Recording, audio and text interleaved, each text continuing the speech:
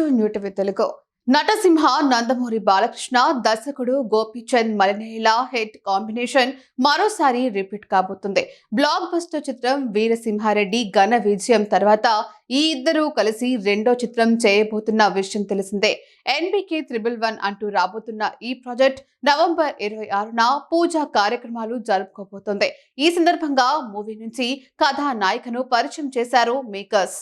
ఈ సినిమాలో హీరోయిన్ గా తమిళ బ్యూటీ నయనతార నటించబోతున్నట్లు చిత్ర బృందం ప్రకటించింది. ఈ సందర్భంగా స్పెషల్ వీడియోను పంచుకుంది. గతంలో వీరిద్దరూ సింహ, శ్రీరామరాజ్యం, జయసింహ వంటి విజయవంతమైన చిత్రాల్లో కలిసి నటించారు. దీంతో ఇప్పుడు 4వసారి ఈ జంట జోడీ కట్టబోతోంది.